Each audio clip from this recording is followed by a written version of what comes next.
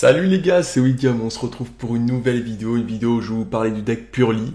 C'est un deck que vraiment j'apprécie énormément et de plus en plus. Dans le format d'avant, juste avant la banlist, je jouais pas mal. Et là, du coup, post-Dune, je vais faire que de le jouer. Je trouve le deck très fort, j'ai pu le tester là en tournoi, donc j'ai pu voir un petit peu ce qui allait pas dans ma decklist, et ce qui était plutôt intéressant. Et je pense que je vais vous faire du coup un deck profile.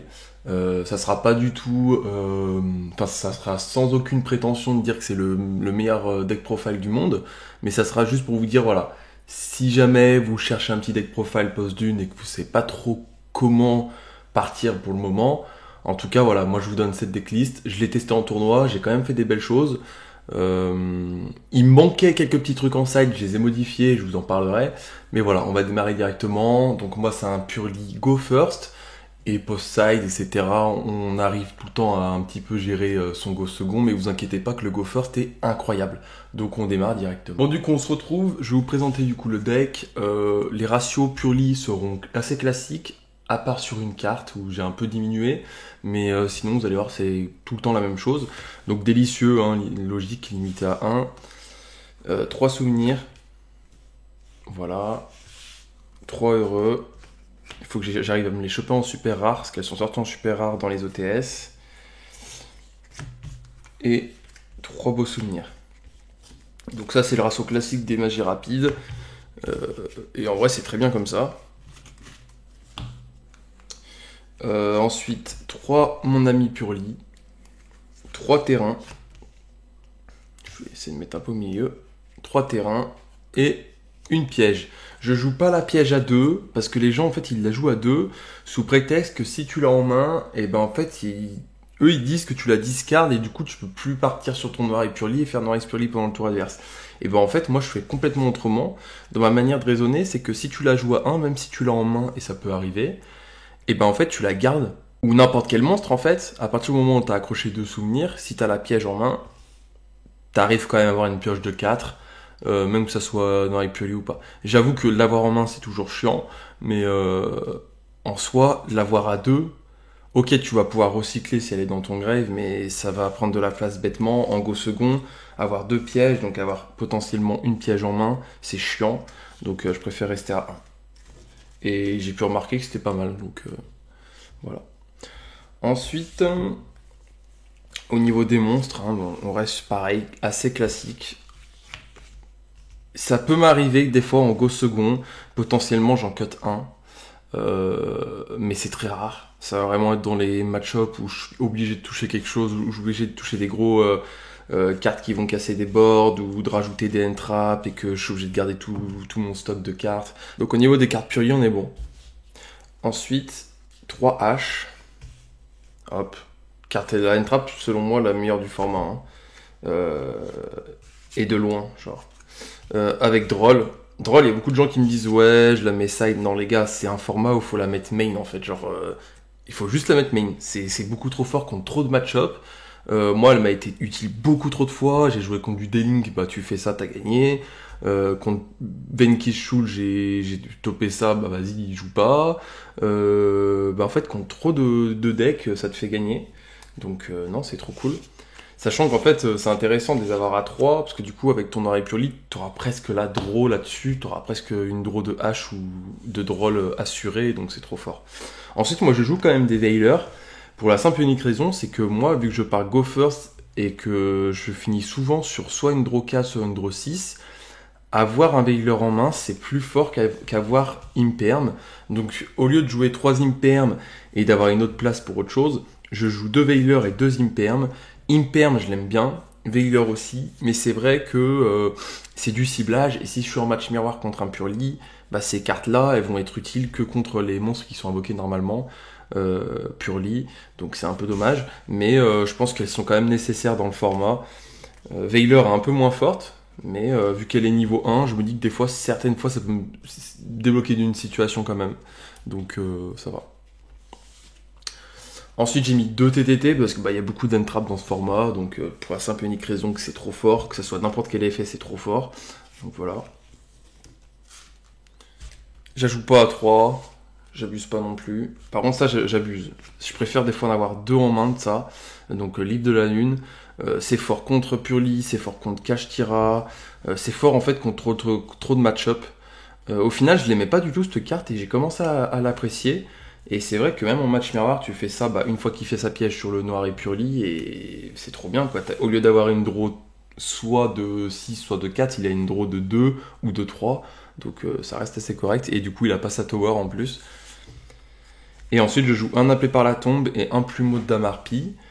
Plumeau de Damarpi, ce sera pour tous les match-up en mode tout ce qui est un peu labyrinthe, tout ce qui est rescue ace, etc. Et appelé par la tombe, c'est pour potentiellement pas me prendre un hydroll, parce qu'on dit que Purli ne prend pas de roll, mais Purli prend fort de roll. Jouez Purli, vous verrez que Purli prend fort de roll, parce que vraiment, tu te le manges, ça fait quand même mal. Hein. Ça fera moins d'impact que sur un autre deck, mais ça fera quand même de l'impact. Restez bien jusqu'à la fin de la vidéo, après je vous montrerai certaines combos. Là, je vais vite sur la decklist pour pouvoir justement vous montrer des tests de main et des petites combos go first. Ensuite, en termes d'extra deck, je joue une Azalea et un Anima. Azalea, c'est vraiment très fort. Bon, c'est pareil, c'est des cartes situationnelles, mais ça va, par exemple, vu qu'il est magicien, tu normes un monstre Purli, n'importe lequel, ou non, tu pourras pas spé du coup, mais tu normes n'importe quel monstre, t'en as tout le temps un en main pratiquement. Tu fais ton Anima, et du coup, vu que t'es sous village des magiciens, tu peux continuer à faire tes magies, donc t'es trop bien. Et Azalea, c'est situationnel, mais des fois ça peut passer certains trucs, donc c'est cool. Celle-là, je vais la cut pour mettre je crois que ça s'appelle Magicienne Feignante, que j'ai acheté là récemment, parce que je la trouve plus forte que l'Irillusque. Mais l'Irilus, c'est pareil, hein, ça c'est intéressant, si vous n'avez pas l'argent, ça reste assez cool. Hein. Ensuite, elle est trop cool. On joue quand même beaucoup de magie, etc. Même quand je rentre, du coup, après, vous allez voir en side certaines pièges, des pièges qu'on aimerait bien avoir. Donc c'est très cool. C'est vraiment, c'est au cas où que vraiment notre board n'est pas suffisant, qu'on a vraiment eu un mauvais board ou pas trop de chance. Ensuite, de Zeus, une Sedafana, pas grand chose à dire là-dessus. Un Dodu, vu qu'on n'a plus qu'un délicieux, un Dodu, ça suffit. Pareil, Noir et Purli à 2, ça sert à rien, mettez-en qu'un. De Beauté et Purli, carte trop forte, vraiment pour le coup. Donc trop importante, donc à 2. Pareil, Bonheur et Purli, moi je joue à 2, trop fort. En go second, c'est incroyable, tu te fais tellement de matos facilement que c'est trop fort. Et Noir X Purli à 2. Voilà pour les Stradec. Et maintenant, on va parler side deck. Alors side deck, c'est assez compliqué, j'ai beaucoup galéré. Je vous montre le jeton. Je joue Nibiru en side. Je l'ai joué pendant très longtemps dans Purli en main. Et en fait, je me suis rendu compte que beaucoup de fois, tout le monde, en fait, à force, craint Nibiru et du coup, joue autour ou ont une negate de monstre avant. Et au final, en fait, ton Nibiru, il n'aura pas trop d'impact. Alors, c'est sûr que sur une baronne, tu lui claques son effet de baronne, mais en fait, ça va pas finir son... Par exemple, sur un Vanadium, ça va pas être suffisant. Donc, en fait, jouer style, c'est bien. Genre, c'est comme ça, si tu tombes contre un désenchaîné, des trucs comme ça, et t'as quand même des issues. Donc, non, j'aime bien, mais voilà, c'est une carte de side, quoi. À 3, je l'aime bien quand même. Ensuite, 3 Dark Ruler. Alors, je joue pas Livre de l'Éclipse. C'est purement parce que dans mon DC, c'est pas comme s'il y avait beaucoup de Purli et de Kashtira. Donc en fait, je pars du principe que par rapport à mon DC, Dark Ruler est plus intéressant. M'a sauvé une game incroyable aussi contre Désenchaîné. Donc Dark Ruler, non, je suis complètement amoureux de la carte. Je trouve qu'en Go second, elle est beaucoup trop forte. Donc voilà.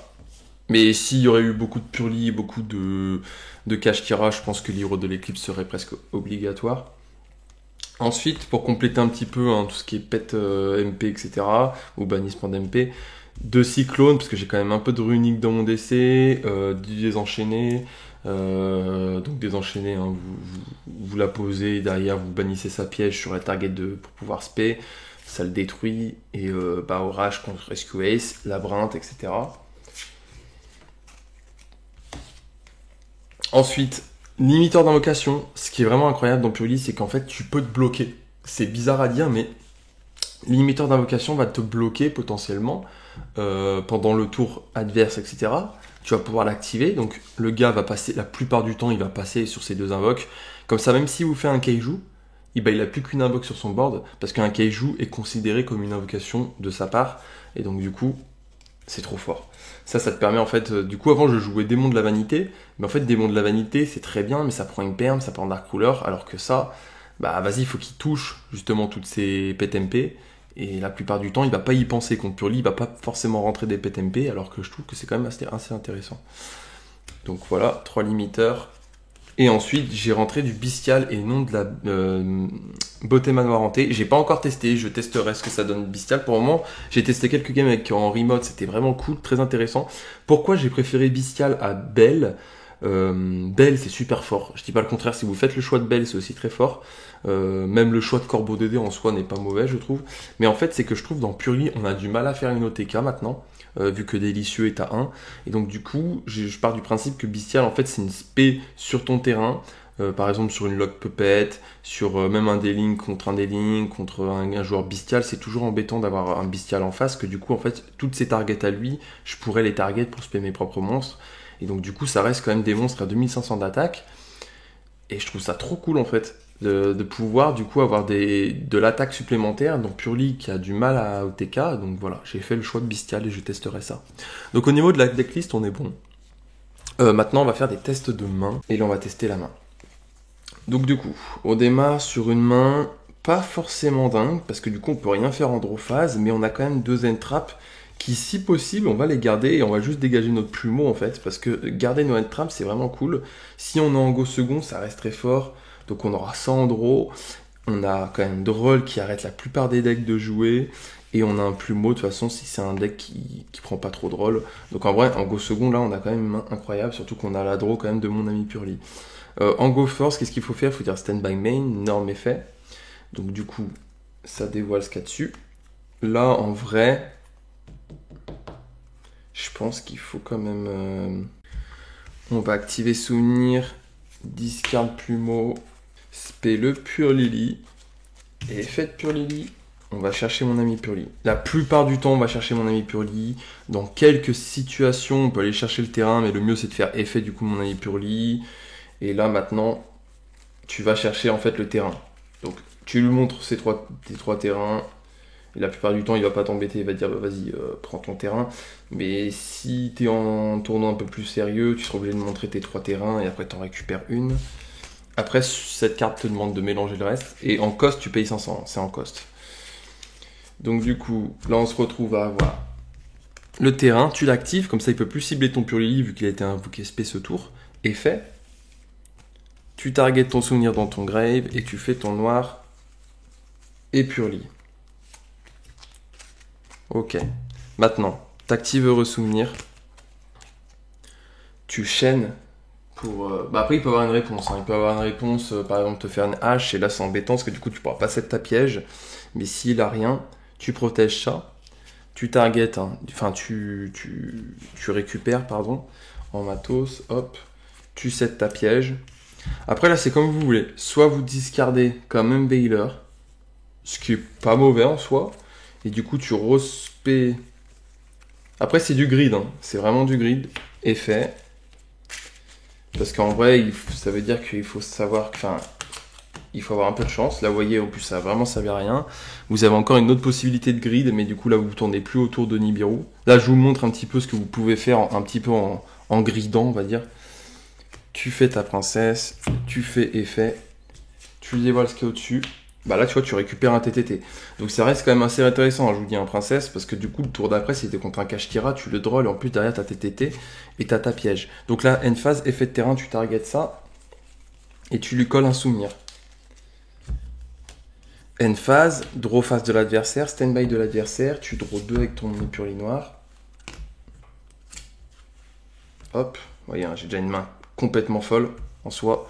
Ensuite, tu fais la piège, tu targetes. Potentiellement, il peut faire un Book of Moon, donc du coup, tu n'auras pas ta tower et tu n'auras pas tes draws.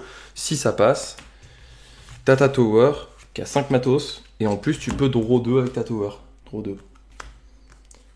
Et donc, du coup, qu'est-ce que tu as? Tu as ton ami Purely qui est protégé. Tu as une tower à 5 matos qui pourra faire 2 fois son effet de bounce en dessous du deck. Elle pourra pas être target grâce au terrain, vu qu'elle a invoqué ce tour. Dans ta main, tu as 2 end traps plutôt fortes. Pour le tour d'après, t'as TTT, livre de la lune. Et pour encore le tour d'après, pour pouvoir partir si t'as passé ton board, t'as heureux souvenir et beau souvenir. Donc t'as 6 cartes en main, t'as autant de cartes dans ta main que l'adversaire, si tout est passé. Golem de lave, vous avez bien vu, hein, je finis au moins sur 2 monstres. Barrière dim en gopher, c'est trop fort contre moi. Du à force égale, on n'y pense pas beaucoup, mais à force égale, en fait, ça va quand même me dégager mes magies. Donc si derrière t'as un à force égale plus un kaiju, bah t'as gagné. Ogre, corbeau Dédé, toutes ces conneries là en fait ça a de l'impact contre moi. Il y a encore Miroir Jade, il y a Héros des Abysses, il y a Absorption de compétences, il y a Virus qui a quand même de l'impact contre moi malgré tout. Enfin voilà, c'est pas dead en fait, genre contre moi, je vous dis que le deck Purely il reste quand même suffisamment fair parce que bah en vrai tu peux quand même avoir des solutions. À vous de vous adapter en fait si Purely devient très présent. Moi, c'est ce qui m'inquiète, c'est que si Purely devient très présent, en fait, il va devenir moins fort parce que les gens vont le respecter et les gens vont rentrer des cartes comme ça dans leur main deck. Et là, ça m'inquiéterait. Enfin voilà, j'espère que cette vidéo vous aura plu, vous aura un petit peu aidé. Et puis, on se retrouve très vite, de toute façon, pour de prochaines vidéos. Dites-moi ce que vous avez pensé de la vidéo et du deck en général, ce que vous en pensez, et quel deck vous allez jouer dans ce format. Bon, allez, sur ce, les gars, on se retrouve très vite. Ciao.